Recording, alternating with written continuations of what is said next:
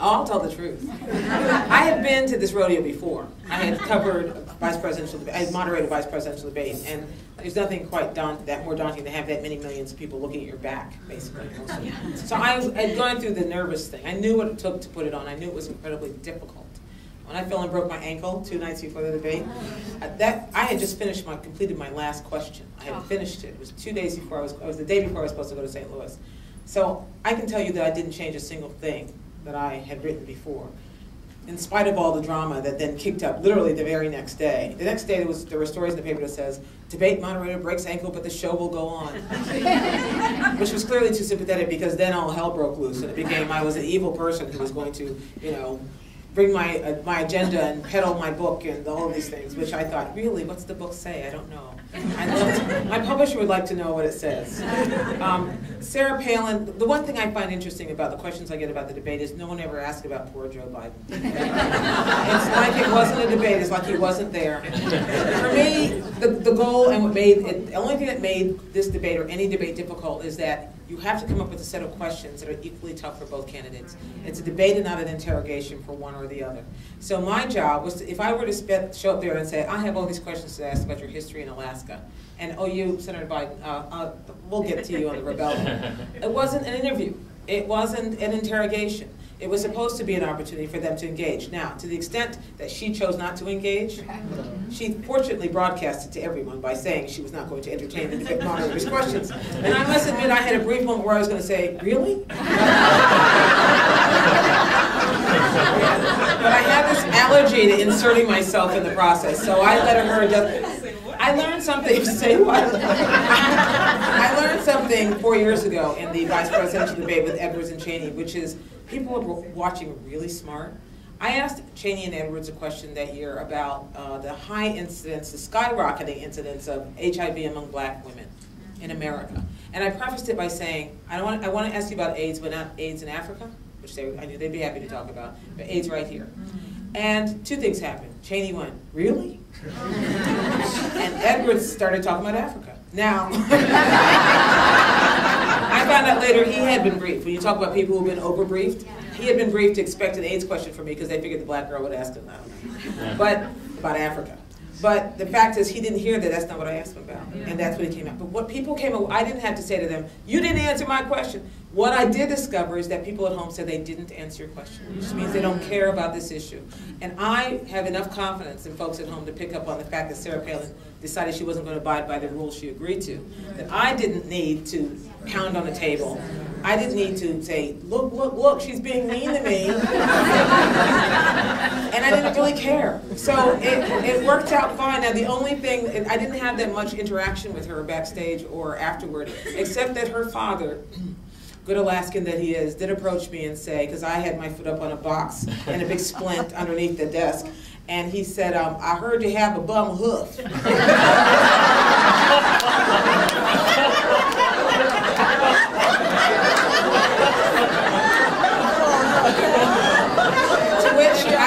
To which I was tempted to say, you betcha. But I did not. Question, how come you didn't ask about HIV and AIDS? I mean, it's still the same issue. I work with people living with HIV and AIDS all the time, and it's still the same issue. So how come you wasn't asking? I had 100 questions, and I had to decide what was I going to ask about and which would be the best and most equivalent question to ask both candidates. And I wrestled with a lot of them. And up until that last night when I was going to, I had narrowed it down to, I think, 36 questions. And I, some made the cut and some didn't. There was no particular reason why I did or didn't ask that this time. I'm still dining out on doing it last time. Yes, in the back. There's been so much euphoria about... We all ought to take a deep breath and calm down, don't you think? Yeah.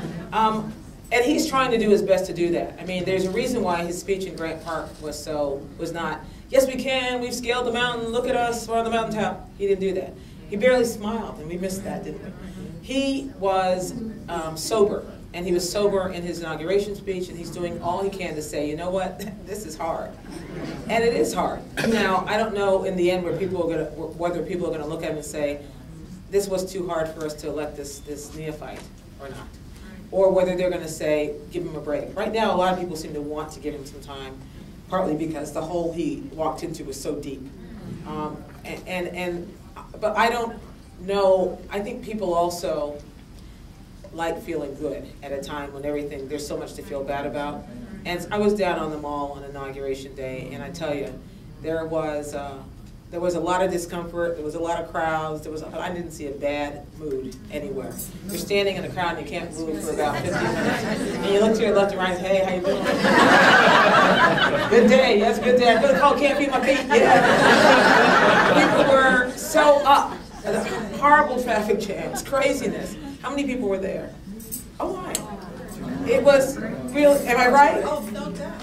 That's right. No doubt. Was anybody caught in the purple tunnel of doom? No. People who had purple tickets were all steered into a tunnel and never came out. Isn't it?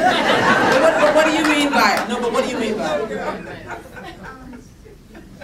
My parents were very active in the civil rights movement, and as a young person, I did go to March in Washington, heard Martin Luther King give his speech. Speak up a little bit. I heard Martin Luther King give his speech, and you look so that young. speech. Were you in your mother's arms? No, okay. I haven't given my age away. But I mean, Breakthrough, support him because he was black. That was it in and of itself, in its own little bubble. It was an accomplishment. It was a thing that you can look at and say, look, that's history. That never happened before. That doesn't mean that he is completely defined by it. Certainly he does not define himself completely by it. He's going to be defined by whether he does his job well. And in fact, you hope he's not defined by whether he does the job well as a black man. You just want him to be defined about whether he does the job well. But that doesn't mean that you can't appreciate the moment. That's all. because of the nature of the campaign that he ran, and then used, I feel, very brilliant. The nub of the friction is so often. They protested by going and sitting at lunch counters and marching in the March for Washington and agitating for a legal remedy. Once the legal remedies became part of the basis of our law, then the next generation that took advantage of it, I took advantage of the legal remedies. I saw the direct connection between what people were marching for and how it affected my life and the ease with which I was able to achieve things that my parents would have been denied. So that means that the next generation is working on a different set of goals. Exactly. And it's not goals which are completely about race, but it's picking up where they left off in a different way. Now, that means that there are going to be some people who say and argue quite vociferously that the old ways are still the best, and we're not done yet, and we need to still keep fighting the battle that way.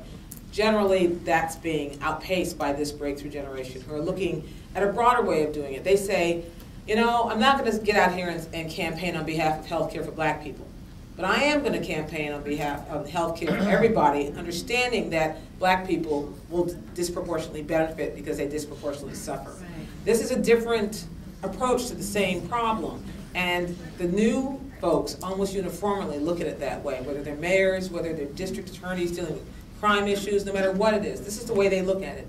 It's an outside-in way instead of an inside-out. And it's created a little bit of friction, but this new generation, they're the ones who are setting the stage that way. Yes? Did you consider including any black women politicians as sort Funny you should ask that question. Sort of as chapter headings, and if so, who, and if not, why? I spent a lot of time trying to figure out where the black women were. I started asking everybody I talked to who are the bright young black women who are coming up, and I found them very hard to find.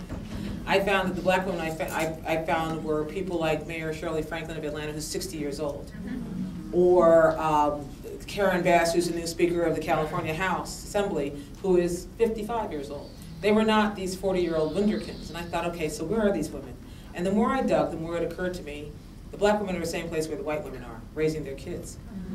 Hillary Clinton, Nancy Pelosi, all of the breakthrough women candidates, they didn't do the big job until after their children were out of the house. And that means that there are a couple of choices that what else is new, that women have to make. They have to decide. Now, that's one part of it. The next part of it is that, and this was told to me by a woman who recruits women candidates, is that women wait to be asked. Men walk up there and say, I think I want to be president. And we go, what? And they go, yes. And we go, okay. Women go, oh, I don't know. You think of that? And so that's that. And then the last part of it is also that women choose other things than politics as ways to lead. If you look at who runs nonprofits, it's often women. They're more flexible jobs, but it's still leadership and it's still public service. They just choose other ways of practicing public service. So that, I think there are still women coming along, but I talked to one young woman who's a speaker pro tem at the Louisiana House who said, well, she'd run for Congress once and lost, and she's considering running for Congress again, but she just got married and she's 39, and she says, how am I going to do that? So that's part of what's going on too, yes. I was just wondering what you thought this future in politics means for other non-white races in America and finding their political voice as their population increases, but their voice doesn't seem to be. Well, it does require first a population increase, and then it requires people choosing public service and choosing politics as a way in. It's a very interesting time the Republicans are in right now. They used to talk big tent. They used to have Latinos. They used to reach out to blacks. And then I went to the Republican National Convention, and it got to the point that if I ran into a black delegate, they would embrace me, thinking I was one of the tribe. So I was impressed to discover I was media, because there were so few, and because the party decided to give up on that. And the problem with that, and there are two black men running. And one of them, Michael Steele, who was a lieutenant governor of Maryland, said to me, you know, this is a disgrace about his own party. So what they understand is that the country is changing so rapidly that you will die if you don't find a way to make yourself more diverse, no matter what it is that your kind of business you run. Now, I don't know if that means that all of the other groups, other than blacks who are minority groups, are ready to step up and step in. I know that they're beginning. It's where African Americans were making laws, breaking through, is before, or where Latinos are now. And they'll be where African Americans are now, according to numbers. So I think it's going to be a continual roiling thing. 64% of Latinos voted for Barack Obama this year. That's got to be the basis of something, and someone they got to pay attention to, a group they have to pay attention to. Yes, there are two of you. You have to play knife, rock, and scissors or something. As well educated as Obama. My favorite headline the day after the election was in The Onion, the humor newspaper. It said, "Black man gets worst job in the world." It was like saying, well, you can have the job now because we've really ruined it. How bad can you screw it up? So yeah, timing is everything. Yes, next to you. During the presidential campaign, we heard a lot about kind of the culture war waging between real Americans and not real Americans. Yeah, whatever that was that about. What do you think is at stake in that war, and how do you think it's changed now that Obama is president? I think the people who were waging that war lost the election.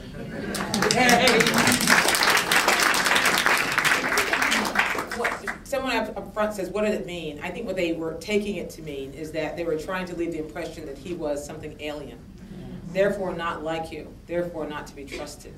And so the idea, the great accomplishment that he pulled off in many ways, and that all of these candidates pull off, is to leave the impression that we are more alike than different. And that was the great danger for the people who were running against Barack Obama. So they had to keep, every once in a while they'd stir the pot and say, you know, you don't really know who he is. You know, he's kind of Muslim. You know, there's not really a birth certificate. You know, real Americans. You know, they reached this level of absurdity when they talked about when Barack Obama was leading in Virginia, and they said, well, the real Virginians support John McCain. And Virginians went, what? What? I thought I was paying tax, you know. Yes, sir. I was sitting back and saying, okay, now let's see what Obama is going to do. Over the weekend, there was an interview program going on in the background on TV. I don't remember who was even talking, but I did. You were watching O'Reilly. You don't want to. There was a black man who, among the words he said was, Obama, I think I'm quoting it right, Obama is the door, now we need to walk through. Maybe he was talking about black people in, making their a move, I don't know. I took it to mean that it's for all of us to start taking more responsibility, more activity in our own government. Obama himself has said, I Yes. need you. Could you talk to that point? some- Never appealed to Americans to participate in their own salvation after 9/11. He said to go out and shop, you know. And people really took that wrong. People said to him, well, I'm upset, I want to do something. And he said, never mind, we'll take care of you. We'll, you know, detain some people, don't worry about it. But I heard what you heard, and I heard it to mean that people were speaking, not just this one commentator, but it came up repeatedly throughout inauguration weekend. I went to event after event where I heard people take to the stage or talk to each other and say, you know, it's on us now. You know, this is really hard what he's doing, but it's on us now. There was a lot of talk of stepping up. Now, we'll wait and see whether people know what that means. The Obama campaign, what's left of it, which has now turned itself into the Democratic National Committee, is trying to figure a way to harness that. They have 30 million email addresses of people who were very active in the campaign, and they're trying to get them, you all, to stay engaged and to do things, and not to sit back with their arms crossed and wait for him to fix it. That's part of the key to success, but it's not been done that way before. It's not been harnessed that way before. But I do think there seems to be an appetite for it, including, I should say, among people who did not vote for Barack Obama, who now want him to succeed. Yes, pain, made up of people who are fighting with each other and finger pointing and overspending and operating on the general assumption that she could not be beat. They didn't take him seriously until way too late. By then, they'd spent way too much money on flowers for hotel ballrooms in Iowa. And she was dipping into her own bank account, which is immensely demoralizing, not only for her, but also for the signal she was sending to her supporters that she couldn't run a campaign, and how could she run a government. She didn't see it coming. And Bill Clinton didn't see it coming, and he's one of our most brilliant political strategists. There was a certain assumption, and it's something that's funny that Republicans have done. When Bob Dole ran, there was the assumption that it was his turn. And this is something that the Democrats did this time, except that somebody came up the side and kind of knocked them off. And by the time they got their footing back, they couldn't catch up again. It was a profound shock what happened in Iowa to them, which they never quite recovered from, even though they bounced back a little bit in New Hampshire. And what the most remarkable thing is, after all of that, to look now at the administration and see Hillary Clinton as Secretary of State. And, well, we don't know where Bill's going to be, actually. We're not sure he's going to be in the country most of the time. But there is a sign that he was going, well, no, that's another thing we don't know if it's going to work, but to get the best and the brightest together and see if they together can't come up with the good thing, not to keep somebody out just because they were, even though I did notice the other day, when Joe Biden made that little joke, did you see that? Yeah. For those who missed it, Joe Biden made a little joke about John Roberts scrubbing the oath. And the look on Barack Obama's face, I hope he never looks at me that way. It showed a steeliness, which I suspect is going to be very interesting to see how much of that plays out behind the scenes. We don't get to see it very much, but it's definitely there. Yes? Can you give some background on what it's like to interview him?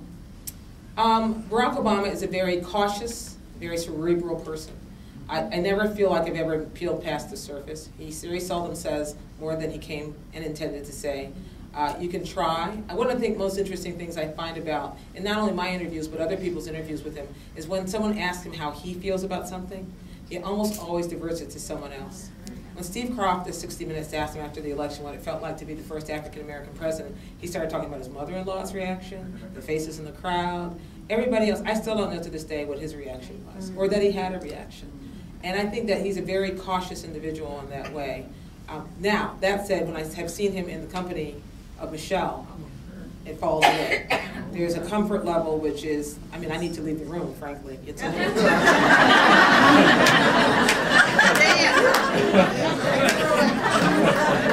I'll just let you all. But as a result, you do get the feeling that you see more of the real him when he's in a comfort zone like that, as opposed to when he feels like he's talking to a reporter and has to just be disciplined. Thank you. Yes, sir. I get. A very short time ago, you were being considered to sit at the table. Well, it would have been a great job to have for this reason. Tim Russert was my mentor. He was the guy who got me into television. He's the guy who tricked me into television. He dared me to lead the New York Times, nice cushy little job covering the White House for the New York Times, to come work in television full time, and promised me I wouldn't fail. Everybody should have a mentor like that. And then he kept his promise. So Tim I feel an immense amount of emotion still after all this time about losing Tim and not getting to hear his voice on election night. There's something really wrong about that. So it would have been wonderful to follow in his footsteps. But I have to tell you, I really think things happen the way they're supposed to. And I am happy where I am, I'm comfortable where I am, and I don't think that was for me now. So thank you though for the support. News hour day. Yes. We like No, Jim still got that job. Oh, as long as he wants. Yes, way back. And I was like, this is history, and he'd go, you know. And it's the same acknowledgement that we have to have, that our children have a completely different experience. Partly because we knock down all these doors so they can go to these integrated schools and have little white friends and little Asian friends and not notice the difference. And then they get there and we say, but this is history. And it is. And I still think it's possible to not, I mean, my mother and father raised me to be very race conscious without putting a chip on my shoulder. I didn't leave the house saying I hate white people because I was race conscious. I didn't go around feeling like I was less than something. In fact, I felt like I was more than something because of the lessons they taught me about what I could accomplish in spite of anything. I think it's still important to tell kids that stuff. If to send them out into the world thinking that it's a perfect world and nobody sees race is not doing them a service at this point. But you don't have to make them feel like it's a huge burden they're supposed to be carrying around in their backs. I would hate for them to miss the moment that they witnessed in their lifetimes of a big historic moment and say, you know, I didn't notice it at the time. My mom never mentioned it. They're not taking, they may not take it in now. They may reject what you're saying now and say, so what? But they'll look back on it and they'll remember that it was a moment they were part of. I saw a lot of kids dragged down to the mall, freezing. On the other hand, my goddaughter, who's 10, was thrilled. She was so happy. She was standing there with her father, and an older white man turned around and said to her, she's black, turned around and said to her, don't you feel good that you can be president one day? Now her father burst into tears. She grinned from here, nothing but braces. She grinned from here to here. She took in the moment. So every kid has actually been, every kid I deal with in my life has been kind of different in their reaction. And it doesn't mean you stop telling them this is a big deal. You just don't put the burden of your issues on them. Understand that they are where they're supposed to be, but they still need to be self-aware. I'm not a mom, but you know, that's my best advice. Yes. This is the last, or do I get one more? One more after this. Okay. Jeremiah, Gwen, do you want the wine now? My question is this, given the Jeremiah Wright thing, yeah. when we look 8 years from now, or 9 years from now, after Barack is gone, can you think of anything that would be positive, how he positively might have influenced Barack? Jeremiah Wright? Yes. You know, he was a difficult political problem for Barack Obama, but he was also his spiritual guide. And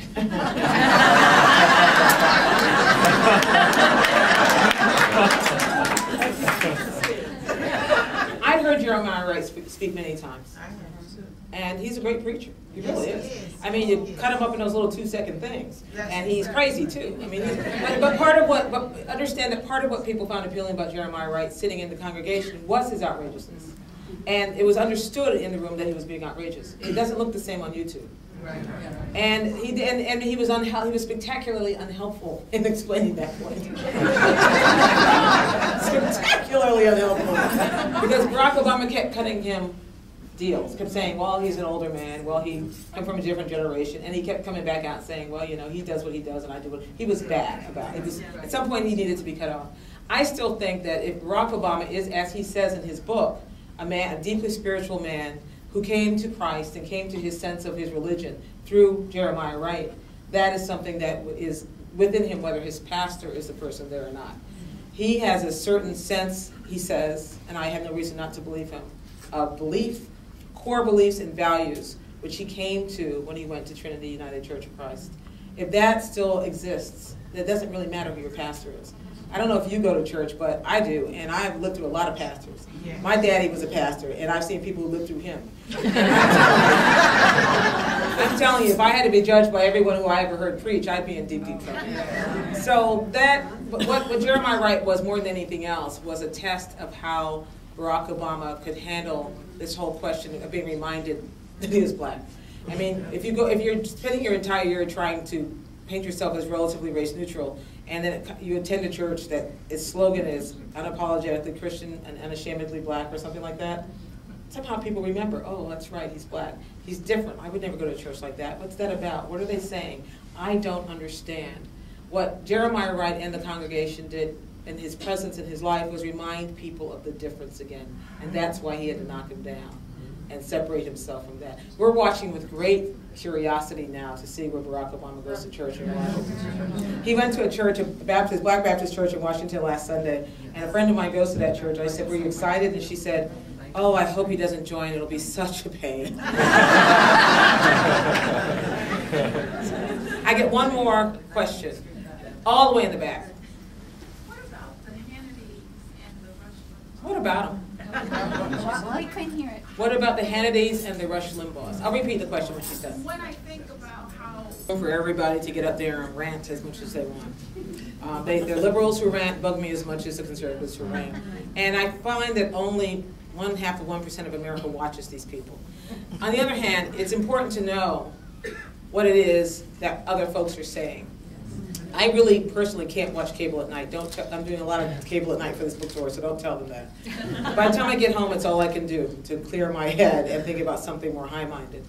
But there are a lot of people for whom that is entertainment, for whom that shapes their thinking and actually reinforces their thinking. You know, that's fine.